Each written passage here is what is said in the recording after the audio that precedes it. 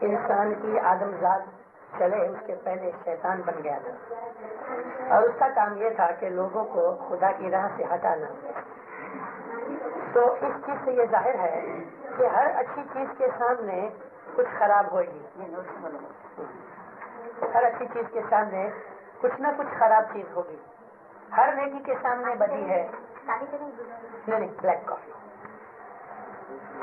اور ہر نیکی کے سامنے بدی ہوگی، ہر عبادت کے سامنے گناہ کھڑا ہو جائے گا، ہر دوپہر چیز کے سامنے کالی چیز کھڑی ہو جائے گی۔ تو جب بھی تم کوئی بھی نیک کام کرو گے تو یہ سمجھ کے کرو کہ اس کی اپوزیشن ہوگی، اور اسے ڈرنا نہیں۔ اس سے ایمان کو قوت ملتی ہے، بلا شک ایمان کو قوت ملتی ہے، اور جب مومن ہوتا ہے وہ بڑا چوکنا ہوتا ہے۔ رسول اللہ نے فرمایا کہ مومن کی فراست کا مطلب ہے چالاکی، انٹیلیجنس، اور وہ بھی شارپ انٹیلیجنس۔ مومن کی فراست سے ڈرو، مطلب یہ کہ مومن بہت ہوشیار ہوتا ہے، مومن بدھو نہیں ہوتا۔ مومن ایسا چالاک ہونا چاہیے کہ اس کے سامنے کوئی آدھی بات کرے تو وہ ساری سمجھ جائے۔ مومن دلوں کی بات بھانپ لیتا ہے، سامنے والے کے دل میں کیا ہے مومن کو پہلے سے پتہ لگتا ہے کہ یہ آدمی اچھا یا برا ہے، اور ایمان کے اس درجے پہ پہنچنا چاہیے ہمیں۔ ہمارا جو اسماعیلی مذہب ہے وہ ایک ایسا مذہب ہے دنیا میں کہ جس کی دوسری کوئی مثال نہیں۔ اسماعیلی مذہب نے باقی تمام مذہبوں کے خلاف ہم کو یہ کہا کہ دنیا میں بھی آگے بڑھو، دین میں بھی آگے بڑھو۔ جہاں بعض مذہب ایسے ہیں کہ صرف دنیا ہی سکھاتے ہیں، اور بعض مذہب ایسے ہیں کہ جو کہتے ہیں دنیا چھوڑ دو، گھر بار چھوڑ دو اور سادھو بن جاؤ، یا تم اس طرح سے موک جیسی زندگی بسر کرو جیسے کہ بدھ مذہب کے لوگ کرتے ہیں۔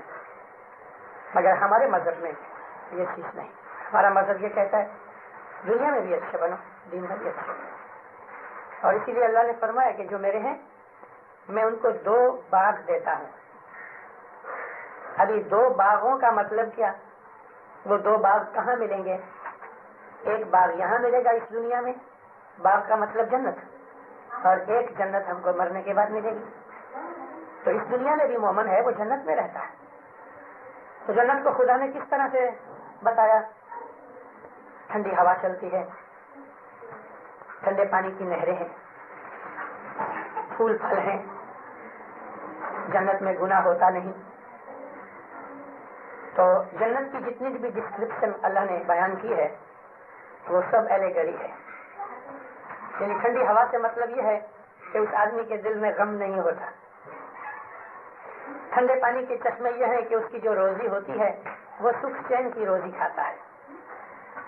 باغ بغیچے کا مطلب امن اور سکون ہے۔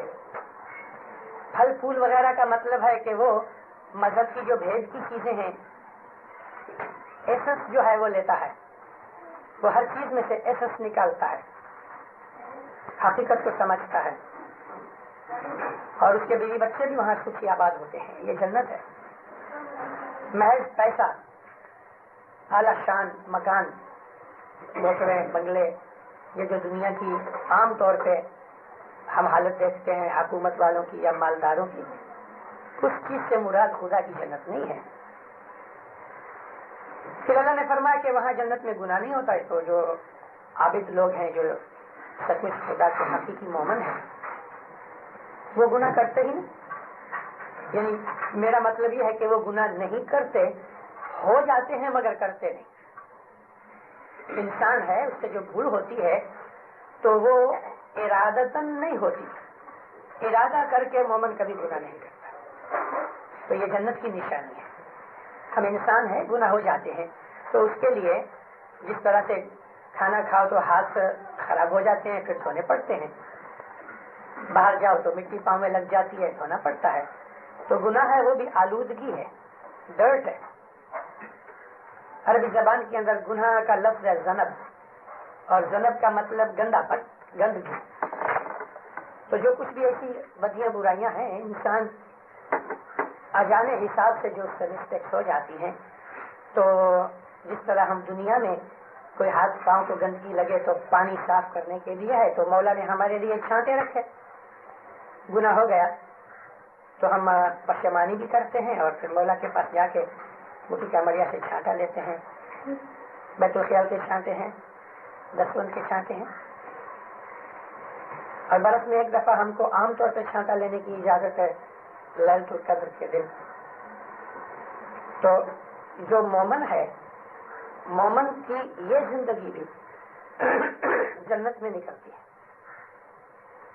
उसके घर में इत्तेफाक होता है, सुख होता है, झगड़े नहीं होते, उसकी सेहत तंदुरुस्ती अच्छी होती है, उसके बीवी बच्चे अच्छे होते हैं, नेक होते हैं, यार दोस्त अच्छे होते हैं, सगे कुटुंबी रिश्तेदार अच्छे होते हैं। वो जहाँ जाता है उसको इज्जत मिलती है, जहाँ वो जाके बैठता है वो हमेशा खुशी होता है। मोमन के दिल में कभी गम होता नहीं, गरीब भी होता है तो भी खुश रहता है, मालदार बन जाता है तो भी खुश रहता है। गरीब होने से उसके दिल में गम नहीं होता, मालदार बनने से दिल के अंदर हसद और मगरूरी नहीं आती, बदियां बुराइयां उसके पास नहीं आती। इंसानी तौर पे जो गुनाह होते हैं तो वो तो अभी दुनिया है, इसमें चला है। तो ये एक बाग है, ये दुनियावी जन्नत है। और आखिरत की जन्नत ये है कि मरने के बाद जो आदमी यहाँ उसने अच्छी जिंदगी गुजारी तो मरने के बाद उसको दुनिया में वापस आने की जरूरत नहीं पड़ती, तो आलम रूहानी के अंदर अपनी जिंदगी गुजारता है। आलम रूहानी में बिजनेस, रोजगार और बाल बच्चे और ये जो दुनिया की चीजें हैं वहाँ नहीं है, इसके लिए वहाँ गुनाह का एहतमाल ही नहीं है। फिर वो आदमी उधर बहुत आराम के साथ रूहानी मुनाज़ले तय करता है, वहाँ इबादत ही इबादत है। और वहाँ दुनिया की तरह खाना पीना, मकान, घूमने फिरने के लिए सवारी की मोहताजी नहीं। जो हमारा रूहानी जिस्म है उसमें इतनी कुव्वत है कि वो दरो दीवार से निकल जाता है, लोहे की दीवार हो गई उसमें से पास हो जाता है, उसको दरवाजों की जरूरत नहीं। और वो इस तरह से इस फिजा में तैरते हैं जिस तरह मछलियां तैरती हैं, यानी वो उड़ सकते हैं। ये उड़ना इस तरह नहीं कि जैसे परिंदे उड़ते हैं, मगर वो जहाँ चाहे वो जा सकते हैं और खुदा की इबादत करते हैं। यहाँ की इबादत और उस इबादत में फर्क यह है कि यहाँ हमारी हर नेक बात को खुदा ने इबादत में ले लिया। मिसाल के तौर पे अगर एक मोमन है वो रोजी कमाता है, दिन भर दुकान पे बैठ के या किसी ऑफिस में नौकरी करके रोजी कमाता है और वो अच्छे सिद्दत दिल से रोजी कमाता है, जिसके अंदर बदनीयत नहीं करता, तो 8-10 घंटे जो वो दुकान या अपनी नौकरी में गुजारता है वो चीज भी इबादत में शामिल है। रसूलुल्लाह फरमाया कि तुम अपने बीवी बच्चों के मुंह में लुकमा देते हो, ये भी खुदा की इबादत है। तो वहाँ और यहाँ की इबादत में फर्क यह है कि यहाँ हमारा हर अच्छा अमल, जो दुनियावी अमल भी हो गए, वो भी इबादत में आता है। वहाँ दुनिया की मोहताजी जैसी चीज नहीं। तो इसके लिए वो लोग जो आलम अरवाह में जाते हैं वो इस तरह इबादत करते हैं कि जैसे हम लोग बैतुल ख्याल में इबादत करते हैं। तो बैतुल ख्याल को इस दुनिया के अंदर इमाम ने हम पे बख्शिश के तौर पे जो दिया, तो वो बैतुल ख्याल हमको आदत डालनी है कि अगर हम सचमुच आला दर्जे के मोमन हैं तो जिस वक्त हमें मौत आएगी तो हमको पहले से पता लग जाएगा। मोमन को इमाम इशारा देता है, बाज को 40 दिन पहले, किसी को 20 दिन पहले, 10 दिन पहले, लेकिन मोमन को पता लग जाता है कि मैं अभी जाने वाला हूँ। तो जिस दिन से उसको नोटिस मिलती है वो उसी दिन से इबादत ज्यादा करता है। यहाँ तक कि मोमन का जब रूह निकलता है तो वो बैतुल ख्याल की इबादत में निकलता है। जैसे ही उसका रूह निकलता है तो यही आदत उसकी जो दुनिया में बैतुल ख्याल की थी वो रूह हानि बन जाने के बाद, मौत के बाद वो चीज जारी रहती है। और वहाँ यही इबादत है, बैतुल ख्याल की इबादत। क्यों कि वहाँ हमारा ये बदन नहीं होगा, रूहानी बदन होगा जिसके अंदर हमारा ये भेजा नहीं होगा मगर इंटेलिजेंस होगी, अक्ल होगी। और हम ख्याल से जिस तरह इबादत करते हैं तो आलम रूह के अंदर रूहानी इबादत होती है और वो रूहानी इबादत बैतुल ख्याल की है। जो यहाँ इबादत करते हैं उनको फिर वहाँ मजा आएगा, तो तकलीफ नहीं होगी। और इसके अलावा भी یہاں عبادت کرنے والے کو اوپر جانے سے پہلے سے پتہ لگ جاتا ہے کہ میں کس درجے پہ ہوں. وہاں بھی بے حساب درجات ہیں. پہلی منزل ہے, دوسری ہے, تیسری ہے, چوتھی ہے, 10ویں ہے, ہزاروں منزلیں ہیں. تو خدا اس کو اس دنیا کی لیاقت کے حساب سے اس درجے سے پہنچا جاتا ہے. تو جتنا وہ اوپر جائے گا اتنا وہ خدا کے قریب ہوگا. اس دنیا کے اندر میں نے جیسا ذکر کیا کہ ہر نیکی کے سامنے بدی ہے, ہر عبادت کے سامنے گناہ ہے, شیطان کھڑا ہو گیا. تو یہ چیز موت کے بعد نہیں ہے. روحوں کے سامنے شیطان کام نہیں کرتا. تو وہاں تو 100% اچھا ہی اچھا ہے. یہی ہے یہ زندگی ہماری کہ جس زندگی میں ہم جو چاہیں کر لیں, تھوڑا کریں گے بہت ہو جائے گا. اور ہماری بخششیں یہ ہیں کہ اس دنیا کی زندگی کے اندر جو آدمی ایک نیکی کرے گا تو 1.25 نیکیاں اس کی لکھی جائیں گی. وہاں یہ چیز نہیں ہوگی. وہاں ایک کا بدلہ ایک ہی ملے گا. یہاں ملے گا ایک کے بدلے میں 1.25 ملیں گے. یہ خدا کی رحمت اور بخشش ہے تاکہ ہم وہاں کا بتا بنا سکیں. تو اس دنیا میں ہمیں بہت ہوشیار رہنا چاہیے, بہت ہوشیار رہنا چاہیے. ظاہر کی بھی عبادت کرو اور باطن کی عبادت زیادہ کرو. چلتے پھرتے اپنا ذکر جاری رہنا چاہیے. کسی ایسی عادت ڈال دو کہ اگر کسی کے ساتھ بات بھی کر رہے ہو تو بھی وہ ذکر اندر جاری ہے اور اس ذکر کا احساس ہوتا ہے کہ میرا ذکر جاری ہے. دماغ کے اندر خدا تعالیٰ نے ایسا کمپیوٹر بنایا ہے, جیسے یہ جیسے ٹیپ ریکارڈر ہیں, اس کو آن کر کے بیٹھ جاؤ تو یہ بولتا رہے گا جب تک کہ ٹیپ اس کی ختم نہ ہو جائے. ہمارے اندر کی ٹیپ ختم ہونے والی ہی نہیں ہے, تو اس کو ہم آن کر دیتے ہیں تو پھر وہ 24 گھنٹے چلتی رہتی ہے. اللہ اللہ اللہ یا علی یا علی پھر جو ہمارا ذکر ہے وہ جاری رہتا ہے, 24 گھنٹے جاری رہتا ہے. اور آدمی کو اس ذکر کا احساس بھی ہوتا ہے کہ میرا ذکر جاری ہے. جس آدمی نے یہ حالت اپنی بنا ڈالی پھر اس کو کوئی غم نہیں, اس کو کوئی فکر نہیں, اس کو کوئی پرواہ نہیں. بلا فرمایا میرا مومن مستانہ شیر جیسا. ایک شیر مست ہوتا ہے, اس طرح جنگل میں گھومتا ہے, تو میرا مومن دنیا میں اس طرح پھرتا ہے جیسے ایک مست شیر ہوتا ہے. کوئی ڈر نہیں ہوتا, کوئی پرواہ نہیں ہوتی. غم آ گیا تو بھی غم اس کے نزدیک نہیں آتا. اس سے دنیا میں پرابلمس ہوتی ہیں, دکھ تکلیف ہوتی ہیں, مگر مومن کو دل میں وہ چیز لگتی نہیں. تو یہ درجے ہمیں حاصل کرنے ہیں اور کرنے چاہیے. ہمارے تو سوچتی ہے, ہم کو گھبراہٹ ہوتا ہے, ہم کو ایسا ہوتا ہے, ہم کو کچھ کرا دیا ہے, ہم کہاں جا رہے ہیں, گناہ کیے ہیں تو دل سے ہمارا اندر کا گھر بھی صاف ہونا چاہیے. یہاں روز جھاڑو نکالتے ہو, پانی والے کپڑے سے اپنی فرش صاف کرتے ہو, یا کسی بڑے گھروں کے اندر ویکیوم کلینر ہیں کہ جو ڈسٹ اٹھا لیتے ہیں. تو ہمارا جو اندر کا گھر ہے اسے بھی ہمیں روزانہ صاف کرنا چاہیے. اور روزانہ صاف کرنے کی باتیں یہی ہے کہ ہم خدا کی عبادت کریں اور ہمارے اعمال اچھے ہونے چاہیے. اعمال اگر نیک نہیں, ہماری نیتیں اگر اچھی نہیں تو سب خراب. کیونکہ ہمارے اعمال کی جتنی بھی بنیاد ہے وہ ہماری نیت کے اوپر خدا نے رکھی ہوئی ہے. نیت اچھی رکھو. اور کسی نے برا کر دیا, بدلا مطلب چھوڑ دو. اگر وہ بہت نیچا انسان ہے, ذلیل آدمی ہے, تو اسے سمجھ اور پچھتاوا نہیں ملے گا, اور وہ اسی طرح سے خدا کی سزا پاتا رہے گا.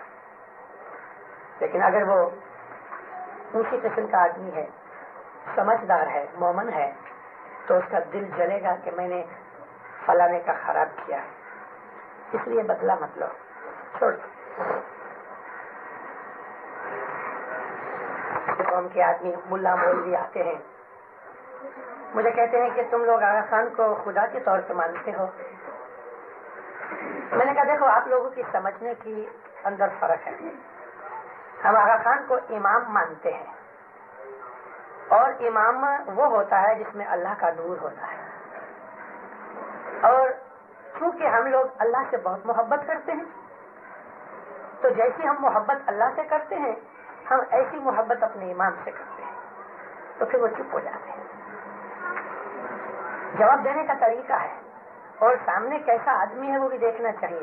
اب ایک لوری ڈرائیور مجھے پوچھے شیخ صاحب یہ آپ اسماعیلی لوگ آغا خان کو خدا کہتے ہو، تو میں فوراً کہہ دوں گا نہیں یہ لوگ جھوٹ بولتے ہیں، یہ تم بھی کیا سمجھتے ہو، یہ کہہ کہ میں اس کو نکال دوں گا۔ لیکن میرے پاس کوئی مولوی کوئی پڑھا لکھا آدمی آئے گا تو میں ایسا جواب دوں گا کہ ہم آغا خان کو امام مانتے ہیں، اور امام وہ ہوتا ہے جس میں اللہ کا نور ہے، اور ہم اللہ کو پیار کرتے ہیں، جیسے ہم محبت اللہ سے کرتے ہیں ایسی محبت آغا خان سے کرتے ہیں۔ پھر وہ چپ ہو جاتا ہے، وہ سمجھ جاتا ہے مگر بول نہیں سکتا۔ جو حصہ ہے اللہم اے خدایا انت سلام، تو سلامت ہے، ومنک السلام، تیری طرف سے سلامتی آتی ہے، وعلیک الف سلام، تیرے اوپر ہزاروں سلامتیاں۔ یہ لفظ الف کا اس دعا میں نکل گیا، مگر ایک دعاؤں میں ہے کہ اللہ تجھ پر ہزاروں سلامتیاں، الف کا مطلب 1000، یعنی یہاں الف سلام ملا کے ایسا کر دیا، ہزاروں سلامتیاں ہیں تجھ پر۔ تو یہ کون سی ہم کون ہے کہ اللہ کے اوپر ہم سلامتی بھیج رہے ہیں؟ اور یہ دعا خود رسول اللہ نے فرمائی۔ تو اس سلامتی کا یہ مطلب نہیں ہے جیسے ہم بچوں کے لیے یا اپنے بزرگوں کے لیے دعائیں مانگتے ہیں اللہ تم کو سلامت رکھے، تو اس سلامت سے ہماری مراد کیا ہوتی ہے پتہ؟ کہ تم تندرست رہو اور جیتے رہو۔ ہاں، ہماری مراد یہ ہوتی ہے کہ تم تندرست رہو اور جیتے رہو۔ یہ سلامتی اللہ کے اوپر ہم نہیں کہتے کہ اللہ تندرست رہے اور جیتا رہے۔ یہاں عربی زبان کا لفظ جو سلام ہے وہ بہت بڑا لفظ ہے۔ اس سلام کا مطلب یہ ہے کیا اللہ تو سلامت ہے۔ اس سلامت کا مطلب یہ ہے کہ جس میں کوئی برائی نہیں، سمجھے؟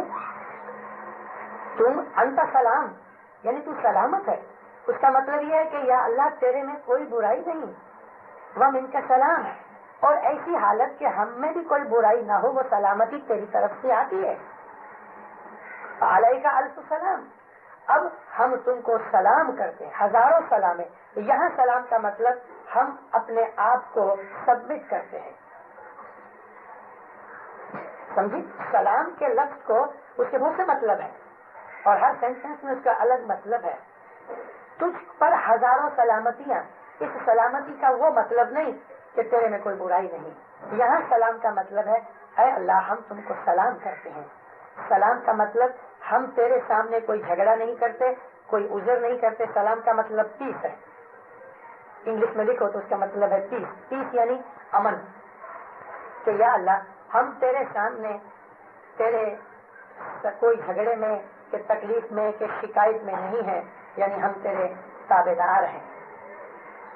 تو علیہ کا یرجع السلام، اور یہ تمام سلامتیاں تیری طرف رجوع کرتی ہیں، یعنی تو سب چیز کا منبع ہے، منبع یعنی اسپرنگ، اور یہ ہیر پھر کے واپس تیرے میں جائیں گی۔ جیسے سمندر میں سے سورج کی گرمی سے بھاپ نکلتی ہے، بادل بنتے ہیں، پانی برستا ہے، ندیوں میں سے ہو کے پھر سمندر میں چلا جاتا ہے۔ یہ علیہ کا یرجع السلام، یہ تمام سلامتیاں واپس تیرے میں چلی گئی۔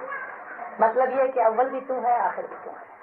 تو اب جو ہم یہ کہتے ہیں جیسے کہ اللہ نے فرمایا کہ اللہ اور فرشتے ان اللہ و ملائکتہ یصلون علی النبی، نبی کے اوپر سلام بھیجتے ہیں۔ ابھی اللہ نبی کو اور فرشتے اس کے نبی کے اوپر سلام بھیجتے ہیں۔ یہ سلام بھیجنے کا مطلب کیا ہے؟ آنر دیتے ہیں،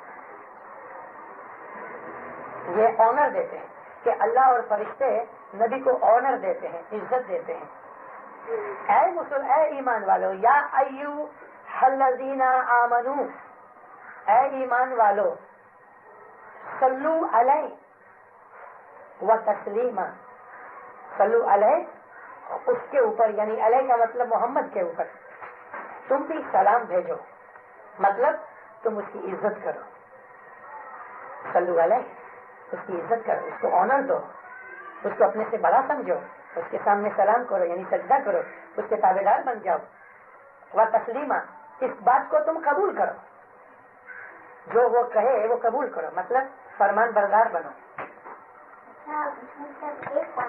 یہ اتنی اچھی ہے وہ سلوات کا مطلب جو عام طور پہ بچے سمجھتے نہیں, مگر میں نے جس طرح سمجھایا کس طرح سمجھا ان کو, تو سلام کے الگ الگ مطلب ہیں. اب کیا ہوا آخر میں کہ اے خدایا صلی علی محمد, محمد کے اوپر و آل محمد کے اوپر سلامتی بھیج. اس سلامتی کا مطلب وہ نہیں کہ وہ تندرست رہے اور جیتا رہے, مگر یہاں یہ ہے کہ اے خدایا ہم دعا کرتے ہیں کہ تم محمد اور اس کی آل کے اوپر عزت اور جو تیری نورانی طاقت ہے وہ اس پہ قائم رہے. اب یہاں ایک اور چیز ہے, آل محمد میں صرف حضرت امام کی ذات مبارک ہی نہیں, اس کے بھائی بھی ہیں, اس کے بیٹے بھی ہیں, وہ بھی آل میں ہیں. ابھی شہزادہ حسن کیا حسین ہے, اور شہزادہ رحیم ہے, پرنس امین ہے, یہ بھی تو آل رسول تو ہیں نا. تو ہم ان کے لیے بھی سلامتی مانگتے ہیں, اور عرض ہماری ہوتی ہے تو حضرت امام کے نور کو ہوتی ہے. نور تو سلامت ہے, جیسے کہ اللہ مانتا سلام. تو سلوات کے اندر ہم امام کے اس نور کو ایڈریس کرتے ہیں تاکہ امام کا بدن بھی اور امام کی جو فیملی ہے وہ بھی سلامت رہے, ہمیں گائیڈنس ملتی رہے. لفظ تسلیمہ جو اس میں آ گیا وہ پہلے بات میں تسلیمہ کا لفظ نہیں ہے, اس میں تو صرف ہے کہ یصلون علی النبی, نبی کے اوپر سلامتی بھیجتے ہیں. پھر ہم کو کہا کہ تم بھی صلو علیہ وسلموا تسلیما, تم بھی اس کے اوپر سلامتی بھیجو یعنی اس کی عزت کرو, اور صلو علیہ تسلیما کا مطلب اس کی تابعداری کرو. تو تابعداری کا لفظ تم کو ہے یعنی مومنوں کو. اللہ اور فرشتے اس کے تابعدار نہیں ہیں, مگر ایک بات ضرور ہے کہ محمد کے قبضے میں تمام قدرت ہے خدا کی. اچھا, حضرت امام کے متعلق ہمارے لوگوں کے خیال اور الگ الگ عقیدے ہو گئے ہیں. اس چیز کو کلیئر کرنے کا فرض مشنریوں پر ہے, مگر ہماری تھوڑی سی کم نصیبی یہ ہے کہ جان بوجھ کے بعض آدمیوں کی یا بعض اتھارٹیز کی طرف سے جماعت کے عقیدے میں ایک قسم کی گڑبڑ پیدا کر دی ہے, کنفیوژن ہو گیا ہے.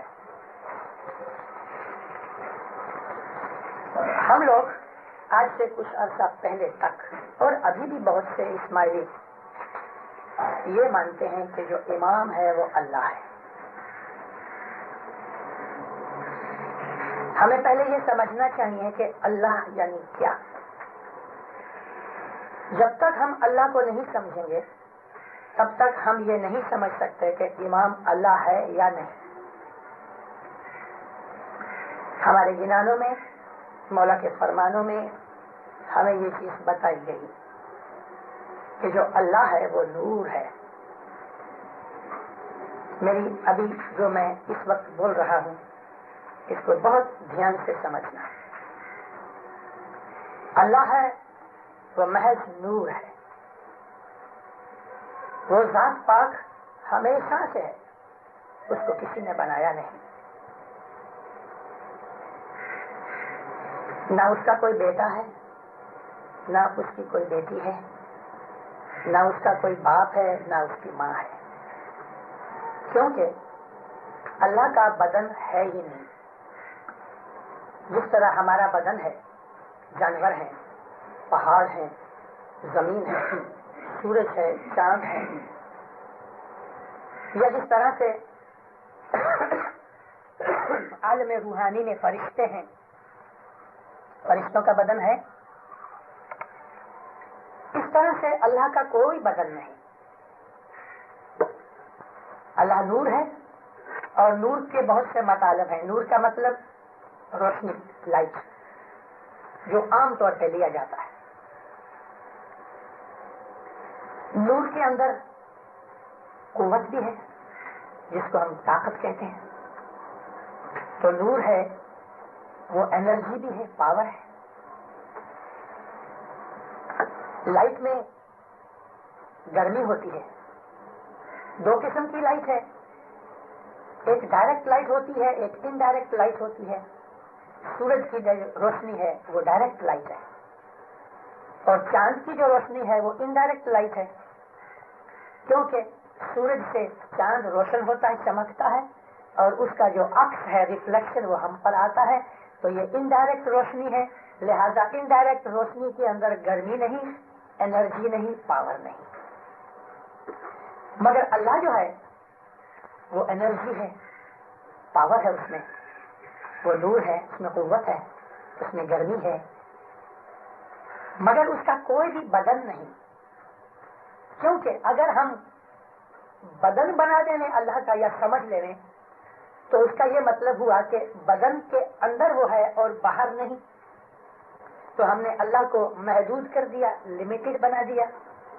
تو یہ اللہ نہیں ہے کہ جو بدن میں ہو. بدن اللہ کے ساتھ نہیں لگتا. نہ اس کو موت ہے, نہ بیماری ہے, نہ اونگ ہے, نہ بھوک ہے, نہ پیاس ہے. اسے کوئی طرح کی محتاجی نہیں. تو یہ ہے اللہ کے نور کی ہماری سمجھ اور ہمارا ایمان. ابھی جب ہم اس بہن نے بات نکالی کیا آخری اسٹیج, سب سے اونچی چیز کیا ہے کہ ہمارا روح اللہ کے روح کے ساتھ یا نور کے ساتھ مکس ہو گیا, تو ہم اللہ بن گئے.